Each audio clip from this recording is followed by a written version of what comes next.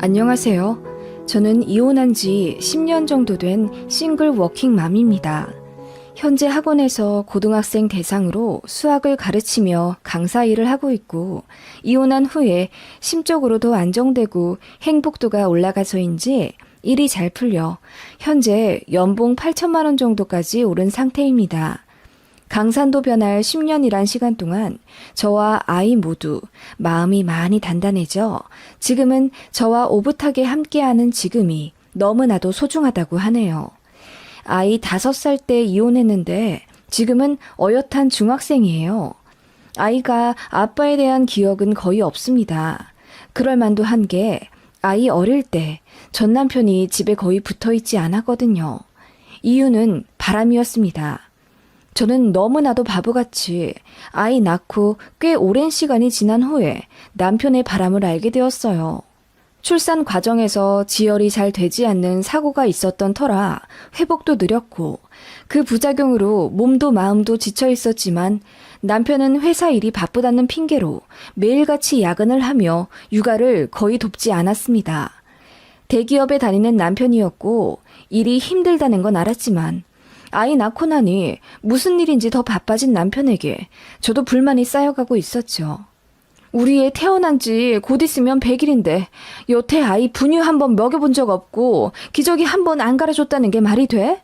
조리원에서도 남들 다 남편 와서 마사지 해주고 식판 버려주고 그럴 때 다 나 혼자 했어. 그래도 프로젝트가 바쁘다니까 이해해줬지. 근데 이건 너무하잖아. 어떻게 일주일에 반 이상을 회사에서 자고 나머지 반은 12시에 들어와? 여보, 내가 너무 유능해서 그래. 팀장님이 나 없으면 팀 못 돌아간다고 그렇게 간곡하게 붙잡는 걸 내가 어떻게 뿌리쳐. 내가 잘해야 우리 식구 먹여 살리지. 자기도 일 관둬서 나 혼자 벌어야 하는데 이 정도도 이해 못 해주면 어떡해. 아니, 내가 관두고 싶어서 관둔 것도 아닌데 그렇게 말하면. 아무튼 나도 너무 바빠서 그래. 내가 밖에서 놀다 들어오는 것도 아니잖아. 그러면서 외벌이의 고충을 저에게 떠넘기곤 했습니다. 안 그래도 결혼하면서 전 직장도 관뒀어요. 남편이랑 시댁에서 저 회사 다니지 말라고 압박을 줬거든요. 특히 시어머니가 나는 우리 아들 일하고 집에 들어오자마자 구수한 밥 냄새로 퇴근을 환영받았으면 한다. 밖에서 힘들게 일하고 들어온 남편인데 그 몇 푼 벌자고 너도 나가서 일하고 또 맞벌이라는 이유로 집안일도 나눠서 하고 그러는 건 좀 아니지 않니? 우리 아들이 돈을 못 번다면 상관이 없겠지만 대기업 다니지 않니? 넌 간둬라. 그게 맞다. 라고 하시며 제가 일 관두기 직전까지 학원에까지 전화하시며 저를 달달 볶으셨어요. 그래서 쫓겨나듯이 간뒀던 기억이 나네요. 친정에서는 저를 보호해주지 않았냐고요? 저에게는 슬프게도 친정이 없습니다. 친정아빠는 저 어릴 때 돌아가셨고, 친정엄마는 저 중학생 때쯤 되었을 때 돌연 남자가 생기셨다며 재혼을 하셨어요. 저는 친할머니 댁과 고모 집을 전전하다 독립했고요. 친정엄마는 재혼한 가정에서 아이 둘을 낳으셨고 바쁘신 건지 아님 저를 잊고 싶으셨던 건지 연락을 끊으셨어요. 사실 결혼하기 전에는 그런 엄마를 이해해보려 노력했지만 아이를 낳고 나니 뒤늦게 분노가 생기더라고요. 이렇게 눈에 넣어도 안 아플 아이인데 어떻게 엄마는 나를 버렸을까? 그런 생각도 들고 집에 좀처럼 오지 않은 남편도 저를 힘들게 하니 씩씩했던 저도 금세 우울증에 빠지게 되더라고요. 게다가 애 낳고 살은 왜 그렇게 안 빠지는지 가뜩이나 통통하던 저였는데 어느새 거울조차 보기 싫어지더라고요. 그렇게 집에 잘 들어오지 않는 남편에게 불평은커녕 말 한마디 거는 것도 조심스러워지더군요. 아닌 게 아니라 일이 너무 바쁘다면서 신경이 날카로워져 있는 남편이었고 집에 오면 지쳐 쓰러져 자기 일수였기 때문에 저도 뭐라 더 바가지 긁기 힘들더라고요. 산후 우울증이었는지 아님 남편의 지속적인 가스라이팅 때문이었는지 정말 저 때문에 남편이 집에 안 들어오는 것 같고 다 제 탓 같다는 기분마저 들기 시작했어요. 처음엔 정말 일이 바빠서 못 들어오는 건 줄 알았는데 나중에는 주말에도 집에 거의 붙어 있지 않은 남편을 보며 뭔가 부부 사이가 소원해져 저에게 정이 떨어진 건가 싶기도 하더라고요. 그래서 돌쟁이 아이를 키우며 너무너무 힘들었지만 이 악물고 다이어트를 했어요. 저라도 잘해야 남편이 집에 더 붙어 있을 것 같고, 그래야 아이도 아빠와 더 행복한 시간을 보낼 수 있잖아요. 지금 생각해보면 등신 같았지만 당시에는 그랬습니다. 저도 결혼 전 꽤나 똑부러지고 잘 나가는 학원 강사였고 외모도 나쁘지 않아 인기도 많았었는데 그냥 그렇게 되더라고요. 남편과 시댁은 날이 갈수록 저를 더 무시했는데 저는 그게 든든한 친정이 없어서인 건 아닌지 하는 자격지심도 갖게 됐고요. 그래도 결혼할 때는 제가 남편보다 모아온 돈이 훨씬 많아서 제가 1억 2천 정도 가져왔고 남편은 모아둔 돈이 거의 없어서 시댁에서 1억 지원해 주신 것과 남편 이름으로 대출받아 신혼집을 샀었거든요. 그런데 시댁에서는 항상 자기네들이 집 해줬다고 하시더라고요. 신혼집을 공동 명의로 했었는데 그것도 국가화하던데 지금 생각하면 참 어이가 없는 집안이었죠. 시부모님은 사실 일을 거의 안 하신 상태였고 아주버님도 사업하다 말아먹고 일용직이나 근근하던 사람이라 그 집에서 믿을 건 제 전남편인 둘째 아들밖에 없었어요. 그나마 제 전남편이 대기업에 다니니 돈이 좀 되니까 월 100만 원 정도는 시댁에 갖다 바쳐야 했습니다. 그나마도 1년에 한두 번 있는 상여금 받을 땐 500만 원 정도 뜯기다시피 하며 드릴 때도 있었어요. 그때는 그게 왜 당연하다고 생각했었는지 제가 남편을 많이 사랑했었고 또 친정이 없다는 이유로 시댁에서 무시를 좀 받았었는데 그런 것들이 저를 한없이 낮아지게 만들었던 것 같네요. 그러다가 어느 날 청천벽력과도 같은 사건이 터지게 되죠. 아이 어린이집에 보내고 마트에서 장을 보고 있는데 어떤 여자가 저에게 다가오더라고요. 저 혹시 저기 신화아파트 203동 사시는 분 맞죠? 네? 네, 맞는데 무슨 일이시죠? 저도 203동 사는 사람이에요. 저는 그 옆 라인 살고 있어요. 사실 제가 말씀을 드려야 되나 말아야 되나 고민을 많이 했어요. 그런데 이렇게 마주치게 되니 말씀을 안 드릴 수가. 무슨 일로 그러세요? 뭐 혹시 저희 아이 때문에 그러시나요? 아니요, 그게 아니라 제가 사실 몇 달 전부터 남편분을 지하 주차장에서 몇 번 뵀었거든요. 제 남편이요? 네, 예전에 두 분을 뵌 적이 있어요. 제가 사람 얼굴을 워낙 잘 기억하는 편이라 두 분이 부부시라는 것도 잘 알고 있었고요. 그런데, 네, 말씀하세요. 너무 놀라지 말고 들어주세요. 아기 엄마도 알아야 할 것 같아서 말씀드리는 거니까요. 그 옆 라인에 살고 있다는 여자분께서 이윽고 입을 여섰고 저는 경악할 수밖에 없었습니다. 제 남편이 바람을 피우고 있다더군요. 제가 3교대 때문에 가끔 자정에 퇴근을 해요. 그런데 한 1, 2년 전부터 그쪽 남편을 그 시간에 자주 봐요. 차에 시동을 켜고 앉아있길래 누가 지하 주차장에서 공회전을 하나 싶어서 처음엔 뭐라고 하려고 했거든요. 그런데 항상 통화를 하고 있더라고요. 그러다가 어느 날엔 어떤 여자가 옆자리에 앉아있더라고요. 여자요? 여자라니. 처음엔 나도 아기 엄마일 거라고 생각했죠. 그런데 자세히 보니 모르는 여자더라고요. 둘이 많이 친해 보였어요. 이런 말 하기 죄송하지만 스킨십도 있었고. 스킨십이요? 제가 입을 다물지 못한 채 어안이 벙벙해 있자 그 여자분은 이럴 줄 알았다면서 사과부터 하시더군요. 그러면서 알 건 알아야 되지 않겠냐며 저에게 자세히 말씀해 주셨어요. 목격한 날짜와 시간을 다 스마트폰에 적어 두셨더라고요. 그리고 둘이 입을 맞추고 서로 껴안고 그러는 거 다 봤다면서 원하면 블랙박스 제공까지 해주겠다고 하시더군요. 혹시 몰라서 증거로 다 저장해 놨었다고. 저 마주치게 되면 꼭 말해줘야지 싶었는데 그 여자분 가족들이 극구 말렸대요. 남의 집 가정사에 끼어들면 골치만 아프다고. 그치만 그 여성분도 아내인 입장이었고 아무것도 모를 제 생각을 하면 잠도 안 올 지경이었다네요. 그러다 저를 딱 마주친 김에 다 말해주는 거라고. 일단 그분의 전화번호를 받아서 집에 왔습니다. 머리가 하얘져서 아무 생각도 안 나더라고요.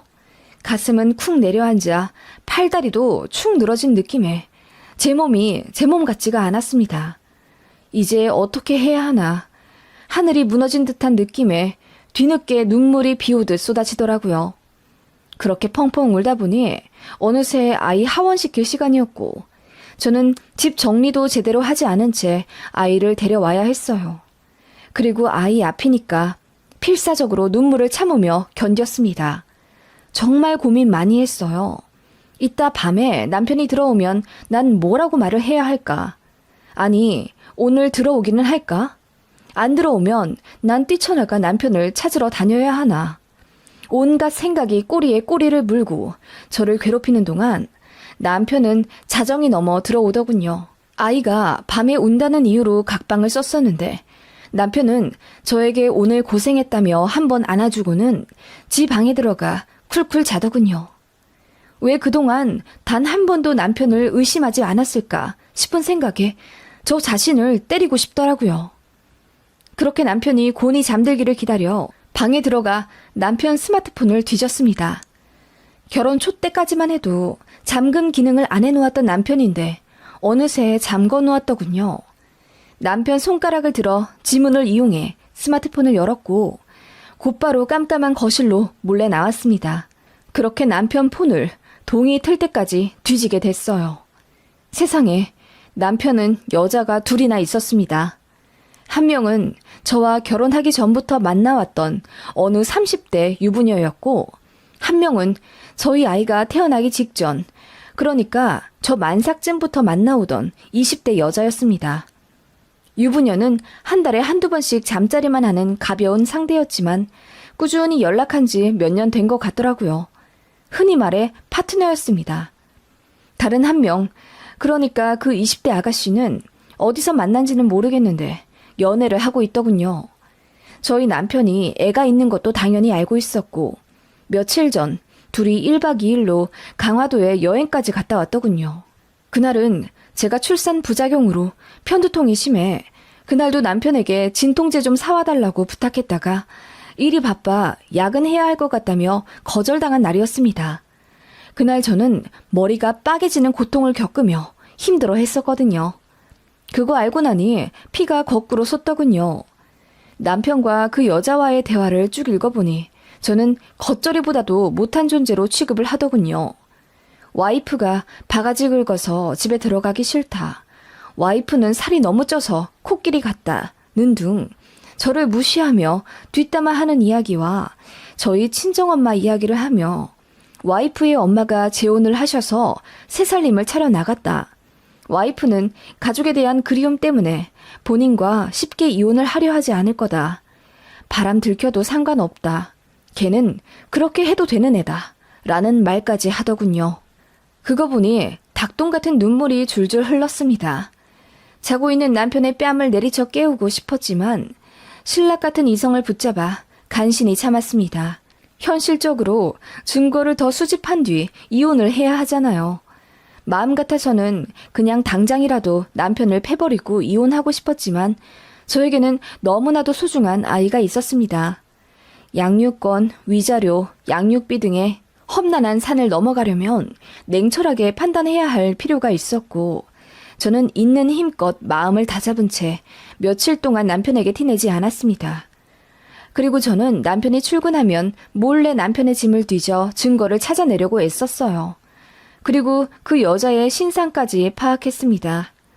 어느 회사의 무슨 팀 소속인지 전화번호와 그 여자 본가 주소까지 어떻게 하다 보니 알아냈어요.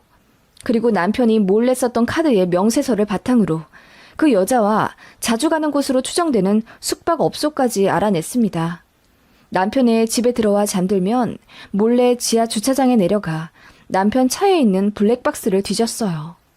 둘이 같이 이야기 나누는 음성과 모텔 입구에 차를 세우고 들어가는 장면까지 약 3주간 저장되어 있는 자료들을 몽땅 백업까지 해놨습니다. 그렇게 저 나름대로 만발의 준비를 하고 터뜨리려던 찰나 남편이 먼저 알게 되었어요. 제가 남편 폰을 보다가 모르고 그 여자에게 전화를 걸게 되었고 그 일을 빌미로 제가 남편의 바람을 알고 있다는 사실을 들켜버리게 된 거예요. 저는 사실 남편이 무릎이라도 꿇으며 빌 거라고 생각했습니다. 하지만 제 예상과는 다르게 남편은 저더러 왜 뒷조사를 하고 있었냐면서 길길이 날뛰며 화를 내더라고요. 그리고 저 같은 의부증 정신병자랑은 살기 싫다며 짐을 싸서 나가더군요. 그렇게 나간 곳이 시댁이었던 건지 시어머니한테까지 전화가 왔습니다. 고래고래 소리를 지르며 저를 혼내시더군요. 너 미쳤니? 일하느라 바쁜 우리 아들 뒷조사를 해?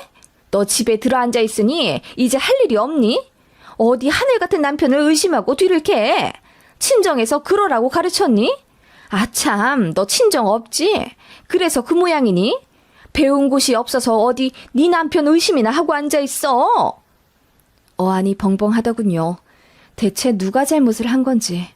시어머니 소리 지르는 것만 들으면 누가 보면 바람은 제가 핀 줄 알겠어요. 어머님, 어떻게 그렇게 말씀하세요? 제 남편이 바람이 났는데 그럼 가만히 있어요? 어머님 아들 혼내도 모자랄 판에 왜 저를 혼내고 그러세요? 내가 우리 아들을 왜 혼내? 남자 바람 난 건 전부 여자 탓이다. 네가 잘못했으니 우리 아들이 바람이 나서 밖에서 도는 거지. 그러게 네가 좀 잘하지 그랬니? 허구한 날 바쁜 남편 바가지나 긁어대고 앉아있으니 우리 아들이 지 품어줄 딴 여자 생각이 나는 거 아니야? 정말 어이가 없더라고요. 바람난 아들을 감싸는 것도 모자라 제 친정까지 욕하는 시어머니에게 너무나도 화가 나서 미칠 지경이었습니다. 우리 아이 생각해서 어떻게든 참아보려 했는데 이 미친 집안과 하루라도 빨리 헤어져야겠다는 생각이 들더군요. 그래서 이혼 서류를 만들어 시댁으로 보냈더니 시어머니가 얘기 좀 하자더군요. 전화통화 때처럼 길길이 날뛰며 저더러 뭐라고 할 줄 알았더니 웬일로 너무나도 차분하고 온화한 목소리로 저에게 어머마, 그때는 나도 많이 미안했다. 너도 애 낳아 키워보니 알겠지만 나는 내 자식 편을 들 수밖에 없어. 그래서 나도 모르게 너에게 언성을 높였던 것 같다. 남자 바람 피우는 거 그거 다 한때다.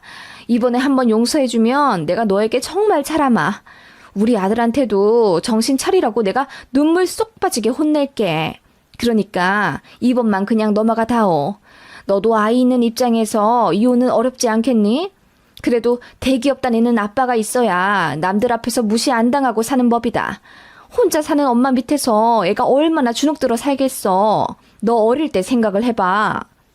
그렇게 친정 이야기까지 언급하며 저를 가스라이팅 하려고 하시더군요.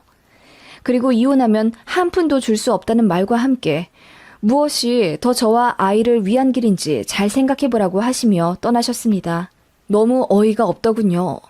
그리고 그날 남편은 집으로 일찍 들어왔습니다. 웬일로 저녁 일찍 들어왔더군요. 잘못했다고 고개를 숙여도 모자랄 판에 더 고개를 빳빳이 들고 저더러 저녁 차리라고 큰 소리를 치길래 제가 뭘 잘했다고 밥 달라 타령이냐 하니 우리 엄마가 그러는데 이번 일 나한테 절대 불리할 거 없다더라. 어차피 결정적인 증거도 없잖아. 그리고 이혼하면 불쌍한 우리 애는 너만 참으면 될 일 가지고 우리 애까지 불행하게 만들지 마. 너도 평탄하지 않은 가정에서 자라면서 느낀 바가 많을 거 아냐. 라며 제 상처를 후벼 파더군요. 네, 남편은 그런 사람이었습니다. 제가 아이를 끔찍이도 생각하는 거 잘 알고 그걸 이용하는 사람이었죠. 그리고 본인 자존심을 지키기 위해 저를 짓밟는 그런 인간이었습니다. 사실 남편 말이 맞긴 맞았거든요. 한부모 가정에서 불행하게 자란 저였기에 아이에게 되물림 해주고 싶지 않았습니다. 그게 제 치명적인 약점이었어요. 남편과 시댁은 그렇게 아이를 앞세워 저에게 그냥 넘어가라 종용했고 일말의 죄책감도 없는지 바람 피우는 것도 그만두지 않더군요. 조금 더 만나다가 정리할 거라며 오히려 당당하게 그 여자를 만나고 오겠다고까지 했습니다. 당신 딸이 남의 가정 파탄내며 유부남을 만나고 있다고. 그러던 중 일이 터진 거죠. 남편이 상간녀를 만나러 급하게 새벽에 길을 나서다가 통화하느라 한눈을 팔았는지 가로수를 받고 전복되는 큰 사고를 냈습니다. 그런데 신고가 늦게 접수되는 바람에 남편은 의식이 없는 상태로 응급실에 가게 되었어요. 온몸이 골절되어 성한 곳이 없었고 제일 중요한 건 뇌출혈이 심했어요. 몇 번의 수술 끝에 결국 의식을 찾게 되었지만 남편은 골반과 다리에 철심을 받고도 걷지 못하는 산송장 상태가 되었습니다. 당시 블랙박스를 보니 남편은 굉장히 흥분 상태였어요. 그 20대 상간녀가 본인 부모님한테 모든 걸 다 들켜버렸다고 이별을 구했는지 남편이 울고불고 빌며 통화하는 음성이 녹음되었더라고요. 그러다가 혼자 사고 낸 거였어요. 와, 정말 심란하더군요. 그 와중에 시어머니는 또 제 탓을 하며 우리 아들이 정리한다고 했잖니. 그러면 좀 기다려줄 것이지. 그 여자의 집에까지 전화를 해서 이 사단을 만들어? 우리 아들이 천천히 정리할 때까지 좀 응원해주고 그랬으면 그 여자애랑도 적당히 즐기다 헤어졌겠지. 너 때문에 우리 아들만 눈이 돌아서 일이 이렇게 된 거잖냐? 다 너 때문이다. 어른이 됐으면 좀 기다릴 줄도 알아야지. 라고 말도 안 되는 궤변을 늘어놓더군요. 응원해주지 그랬냐는 그 말이 아직도 생생히 기억납니다. 그 소리 듣고 옆에 있던 경찰까지 그만하시라 한 소리 하실 정도였습니다. 인간적으로 그렇게 하루아침에 산송장이 되어버린 남편을 생각하면 마음이 착잡하긴 했어요. 아무리 미워도 제 아이 아빠니까요. 그런데 시어머니까지 그따위로 나오니 정이 뚝 떨어지더군요. 사실 빌고 돌아오면 용서해줄까 생각도 들었는데 이건 뭐 사람을 개무시해도 유분수잖아요. 그 후로 병원에 찾아가지도 않았습니다. 보호자에서 제 이름을 빼고 병원에다가 이 사람 일로 저 찾지 말라고 하고 나왔어요. 아이한테는 아빠가 좀 아파서 입원해 있다고만 둘러댔는데 찾진 않더라고요. 원래 아빠랑 정도 없던 아이니까요. 그리고 저는 이혼 준비를 했습니다.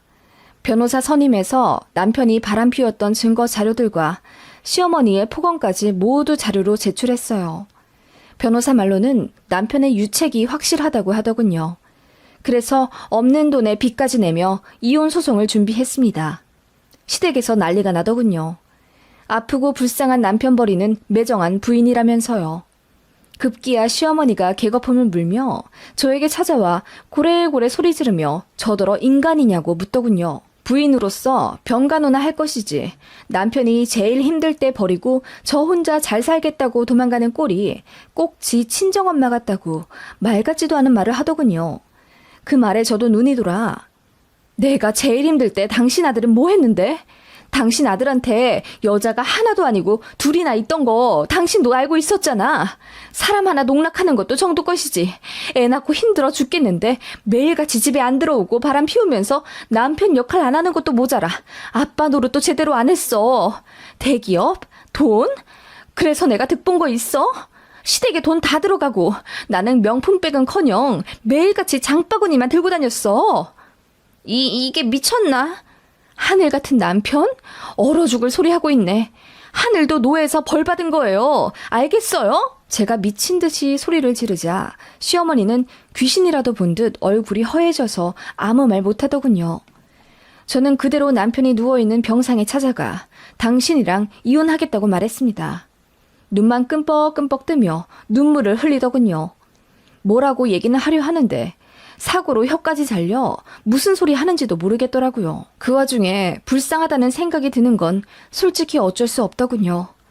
그래도 사랑해서 결혼까지 한 사람인데 끝이 어찌 이러나 싶어 병원 나서는 길에 눈물이 펑펑 쏟아져 내렸습니다. 네, 결과적으로 제가 승소해서 이혼하게 되었고요. 남편의 유책이 인정되었고 위자료와 아이 양육비조로 집 명의를 제가 갖게 되었습니다. 남편은 사고 후유증이 너무 심해 업무 복귀를 못해서 직장도 잃었습니다. 본인이 사표를 냈지만 사실상 잘린 거나 마찬가지였어요. 회사에 소문이 너무 안 좋게 나 있었고 평판을 중요시하는 회사라 좌천이 확실시 되었거든요.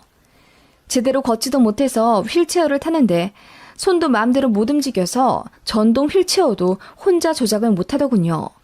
당연히 대소변도 혼자 못 가리고요.